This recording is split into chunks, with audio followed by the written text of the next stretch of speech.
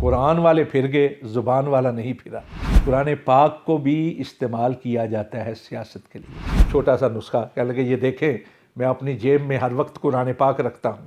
یہ وہ لوگ ہیں جنہوں نے قرآن پاک پہ ہاتھ رکھ کر حلف دیا ہے میری وفاداری کا، جس میں سگریٹ رکھے جاتے ہیں، اس کے اوپر رومال لپیٹ کے انہوں نے لوگوں کو دھوکہ دیا۔ میں آسمان والے کو زمین کے معاملات میں نہیں لاتا۔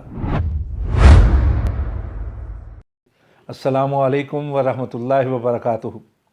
ناظرین کرام، آج کل پاکستانی سیاست میں موجودہ حکومت وزیر اعظم کے خلاف عدم اعتماد کی تحریک کی باتیں کی جا رہی ہیں۔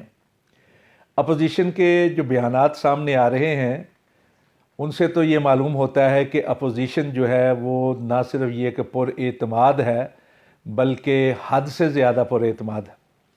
اور دوسری طرف جس طرح وزیر اعظم نے تیل کی اپنی بڑھائی ہوئی قیمتیں یکدم واپس لیں، ان سے معلوم ہوتا ہے کہ شاید حکومت پر بھی اس کے اثرات جو ہیں وہ مرتب ہو رہے ہیں۔ اور پھر اس کے بعد چودھری برادران کے ساتھ ملاقات کی، وہ بھی دباؤ کی ایک علامت کہی جا رہی ہے۔ میں اس پر بحث کرنے کی بجائے ایک دو باتیں جو ہیں وہ آپ کے سامنے رکھنا چاہتا ہوں تاریخ کے حوالے سے۔ ایک تو ہے اسی اپوزیشن کے کردار کے حوالے سے، اس کے ارکان کے حوالے سے۔ سینٹ کے اندر سینٹ کے چیئرمین کے خلاف جو عدم اعتماد کی تحریک پیش ہوئی تھی، اس سے ایک رات پہلے میں خود اس کا چشمدید گواہ ہوں کہ جب کھانا ہوا اپوزیشن کا تو اس میں نہ صرف یہ کہ اپوزیشن کے سارے قائدین پر اعتماد تھے بلکہ تعداد جو گنی گئی وہ 64 کے قریب تھی۔ اگلے روز ناشتہ ہوا تو ناشتے پہ ایک چھوٹی سی بات کی سید مشاہد حسین نے۔ انہوں نے ایک پارٹی کی طرف اشارہ کر کے کہا کہ ان سے ایک لینڈ لارڈ جو ہیں، یعنی لینڈ مافیا کا ایک بڑا نام، انہوں نے ملاقات کی ہے اور یقین دلوایا گیا ہے کہ ان کے ارکان جو ہیں وہ اس طرح ہو جائیں، لیکن کسی نے اس بات پہ کان نہیں رکھے اور اس کو مذاق میں اڑا دیا گیا، سیریسلی نہیں لیا گیا۔ پھر جب اسی سیشن میں جس میں تحریک کے لیے ووٹنگ ہونی تھی، جب اپوزیشن کے لوگ کھڑے ہوئے تو تب بھی 64 کی تعداد تھی، لیکن خفیہ رائے شماری ہوئی تو 64 میں سے صرف 45 ووٹ جو ہیں وہ نکلے۔ اگرچہ اس وقت یہ بھی کہا گیا کہ کچھ ووٹ جو ہیں وہ مسترد کر دیے گئے ہیں یا اور طرف ڈال دیے گئے ہیں، لیکن 14 افراد کے بارے میں باقاعدہ میڈیا پر نام گونجے اور ان کے بارے میں یہاں تک کہا گیا کہ ان کے خلاف ایکشن لیا جائے گا، جو بعد میں نہیں لیا گیا۔ کیا وجہ تھی وہ آپ بہتر جانتے ہیں۔ اسی حساب سے اگر دیکھیں تو ایک دو اور واقعات ہیں جہاں قرآن پاک پر حلف دے کر بھی عدم اعتماد کی تحریک پاس نہیں ہو سکی تھی۔ محترمہ بے نظیر بھٹو وزیر اعظم تھی، ان کے خلاف عدم اعتماد کی تحریک پیش ہوئی۔ اس وقت اسمبلی کے اندر بڑے بڑے نام موجود تھے اور یہ بات مجھے خود نوابزادہ نصر اللہ خان مرحوم نے بتائی۔ آپ جانتے ہیں کہ میری ان کے ساتھ بڑی اچھی صاحب سلامت تھی اور جب تک وہ حیات رہے میری تمام کتابوں کی تقریب رونمائی کے صدر وہی ہوا کرتے تھے، تو اکثر وہ باتیں میرے ساتھ شیئر بھی کر لیا کرتے تھے، ہنسی مذاق تک ان کے پاس جب ہم جا کر بیٹھتے تو بڑی کھل کر باتیں کیا کرتے۔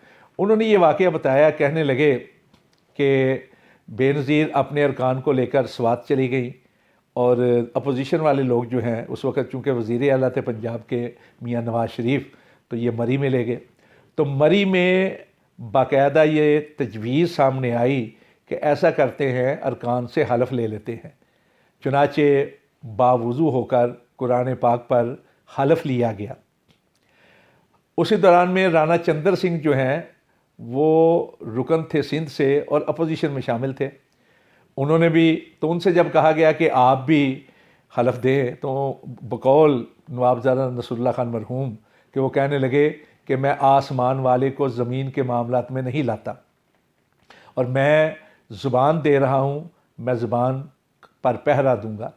چنانچہ جب تحریک عدم اعتماد پیش ہوئی تو قرآن پاک پر حلف دینے والے ارکان میں سے 4 ارکان جو ہیں وہ پھر محترمہ بے نظیر کے پاس چلے گئے، یعنی انہوں نے عدم اعتماد کی تحریک میں ووٹ نہیں ڈالا۔ تو نوابزادہ صاحب کہتے ہیں کہ اس کے بعد رانا چندر سنگھ نے ہمیں بھگو بھگو کے جوتے مارے اور کہا کہ دیکھ لو قرآن والے پھر گئے، زبان والا نہیں پھرا۔ یہ ایک بہت بڑی بات تھی۔ حضرت علامہ شہید رحمۃ اللہ علیہ فرمایا کرتے تھے کہ قرآن پاک جو ہے یہ نازل ہوا تھا کہ اس کے ذریعے سے ہدایت حاصل کی جائے، اس کے ذریعے سے زندگی کو سنوارا جائے، اس کو پڑھا جائے، اس کو سمجھا جائے اور اس پر عمل کیا جائے۔ لیکن ہم نے اس کو رسموں کے لیے رکھ چھوڑا ہے، ہم اس پہ جھوٹی قسمیں اٹھاتے ہیں۔ اور وہ فرمایا کرتے تھے کہ بعض بدبخت تو ایسے ہیں کہ ایک قرآن پاک کیا ان کے سر پر پوری تاج کمپنی بھی رکھ دی جائے تو جھوٹ بولنے سے پھر بھی باز نہیں آتے۔ اور خود آپ دیکھیے کہ تاج کمپنی جو قرآن پاک کی اشاعت کا سب سے بڑا ادارہ تھا پاکستان میں، اس میں جو قرآن پاک کی اشاعت کا سب سے بڑا ادارہ تھا، خود اس کے اندر جو فراڈ ہوئے، جو گھپلے ہوئے، وہ بھی تاریخ کا ایک حصہ ہے۔ تو قرآن پاک کو استعمال کیا گیا تحریک عدم اعتماد کے لیے۔ قدرت اللہ شہاب نے شہاب نامے میں قرآن پاک کے حلف کے حوالے سے ایک اور واقعہ بھی نقل کیا ہے۔ کہتے ہیں کہ اسکندر مرزا نے مجھے قرآن پاک کا ایک نسخہ دیا اور کہا کہ اس کو محفوظ کر لو کسی سیب میں، بڑے اپنا تالے کے اندر رکھنا۔ کہتے ہیں میں نے جب دیکھا تو عام نسخہ تھا، تو میں نے کہا اس میں خاص چیز کیا ہے، یہ کوئی نایاب نسخہ نہیں ہے، یہ تو عام۔ تو انہوں نے جلد کے ساتھ جو استر ہوتا ہے سفید کاغذ وہ دکھایا اور کہا کہ یہ دیکھیں، یہ وہ لوگ ہیں جنہوں نے قرآن پاک پہ ہاتھ رکھ کر حلف دیا ہے میری وفاداری کا اور اس پہ دستخط کیے ہیں۔ قدرت اللہ شہاب کہتے ہیں ابھی چند روز گزرے تھے کہ دستخط کرنے والوں میں سے کئی لوگ جو ہیں وہ اپنے وعدے سے مکر چکے تھے۔ اسی طرح ایک واقعہ انہوں نے نقل کیا ہے نواب مشتاق گورمانی کا، کہ انہوں نے جب وہ برسر اقتدار تھے تو کشمیر میں، آزاد کشمیر میں ایک بہت بڑے مجمع کے سامنے خطاب کرنا شروع کیا تو کشمیری اٹھ کے کھڑے ہو گئے اور کہنے لگے کہ ہم چاہتے ہیں کہ اس پاک سرزمین پر اللہ کا کلام جو ہے، اللہ کا نظام جو ہے اس کو نافذ کیا جائے۔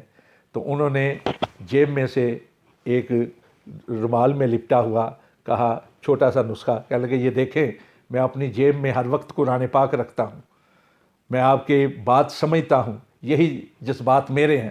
اس طرح کی تقریر کی کہ مجمع جو ہے وہ ٹھنڈا ہو گیا۔ تو کہتے ہیں جب واپسی میں میں نے کہا کہ آپ نے ایک چھوٹا سا نسخہ قرآن پاک کا کہاں سے لیا ہے، تو اس پہ انہوں نے خوب کہکا لگایا اور جیب میں سے رومال نکالا تو رومال جو تھا وہ سگریٹ کیس جو تھا جس میں سگریٹ رکھے جاتے ہیں اس کے اوپر رومال لپیٹ کے انہوں نے لوگوں کو دھوکہ دیا تھا۔ قرآن پاک کو بھی استعمال کیا جاتا ہے سیاست کے لیے۔ تو جو لوگ قرآن پاک پہ ہاتھ رکھ کے مکر سکتے ہیں وہ سیاست میں کوئی بھی کھیل کھیل سکتے ہیں۔ اسی طرح ایک دور کے اندر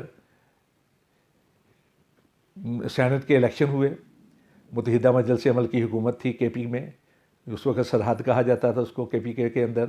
وہاں سے باقاعدہ صوبائی اسمبلی کے کئی ارکان سے حلف لیے گئے تھے، لیکن خریدنے والوں نے وہاں بھی لوگوں کو خرید لیا تھا۔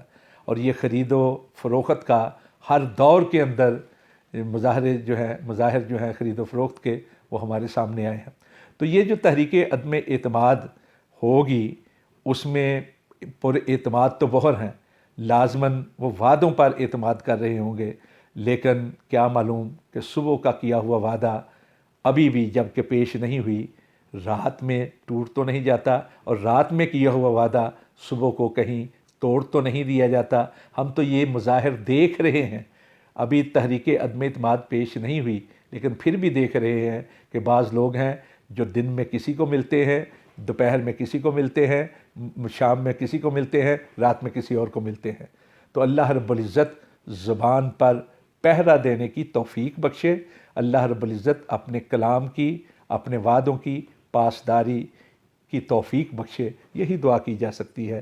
دعا از من و جملہ جہاں آمین بات۔